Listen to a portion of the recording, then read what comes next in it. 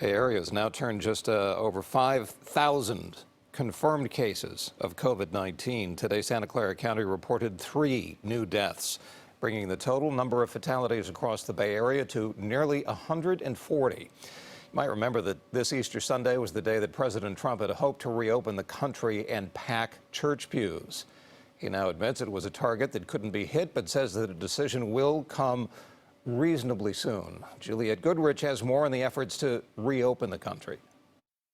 This Easter will be much different than others because in many cases we'll be separated physically. In an Easter message, President Trump said he hopes Americans can get back together soon. It could probably start, at least in some ways, maybe next month. Dr. Anthony Fauci said it's possible the country could begin a gradual reopening as early as May, but it wouldn't be a one-size-fits-all approach.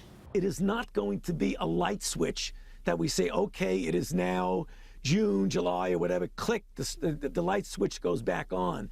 It's going to be depending where you are in the country. FDA Commissioner Stephen Hahn said the U.S. is nearing the peak of infections, but acknowledged more testing is critical. We've done over 2 million tests, which is more than any other country.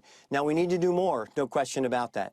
With social distancing guidelines due to expire at the end of the month, the president is launching a new task force this week focused on restarting the economy. But many governors urged caution. I fear, based on the data we're looking at, that we could be throwing gasoline on the fire. Everybody wants to get the country back on track as quickly as we can, as long as we do it in a safe manner. The debate comes amid a New York Times report that the Trump administration missed key warnings about the pandemic, including calls to implement social distancing measures as early as February. Obviously, if we had, right from the very beginning, shut everything down, it may have been a little bit different, but there was a lot of pushback about shutting things down back then. Juliette Goodrich, KPIX 5. Now, a senior administration official tells CBS News the true level of transmission wasn't known in February, and they claim none of its experts were advocating for stronger mitigation measures at the time.